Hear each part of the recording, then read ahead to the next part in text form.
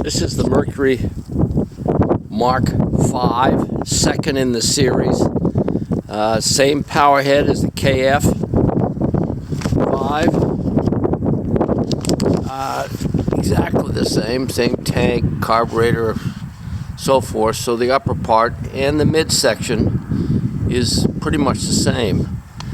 However, this one has a neutral shift.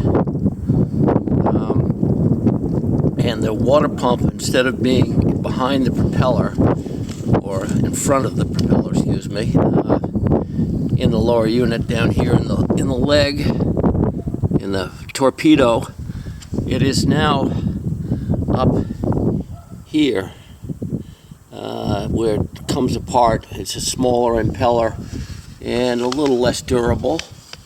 This one works well. They pump out water like the KF. It pumps out right here.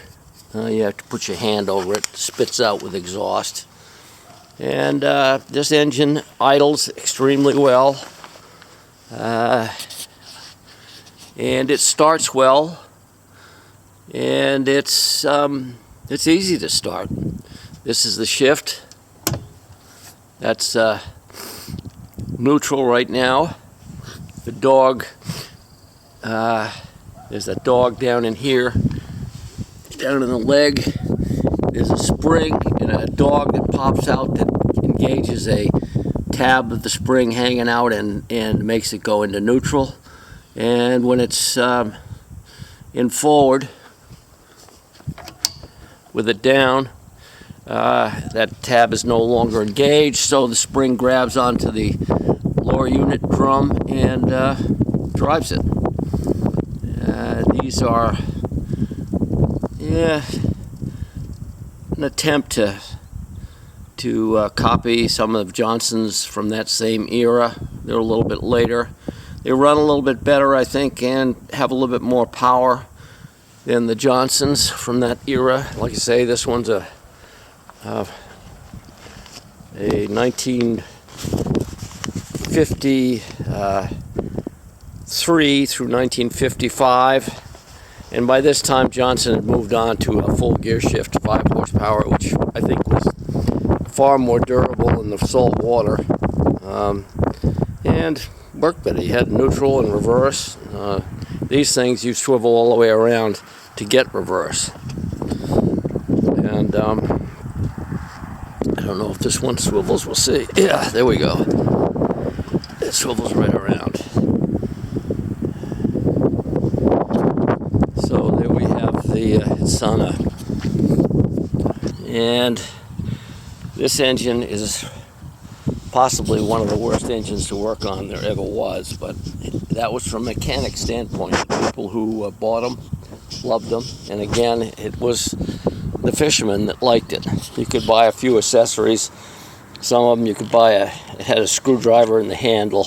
I do not have one on this, but they did have that. I've got it on one or two of my other engines. They sold it.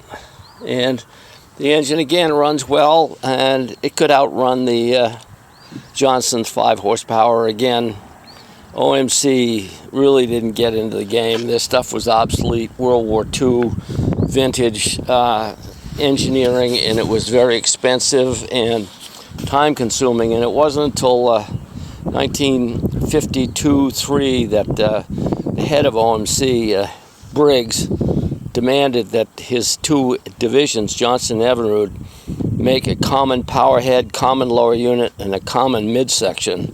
And when that stuff was initiated, it was with the 3 horsepower, and all the engines thereafter were done the same way, and they were, with the casting and their saltwater resistance, they were on top of the game for many, many years, for a good 10 to 15 years. And but this, in freshwater, these were very, very competitive.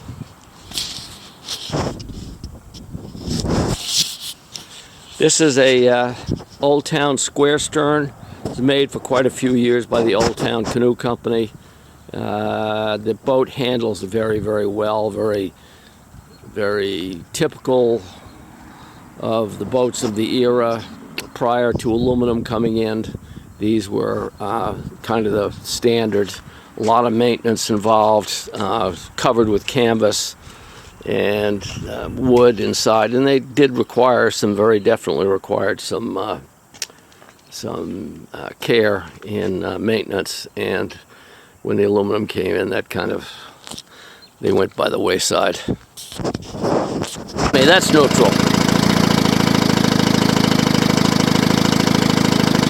Now we're in neutral.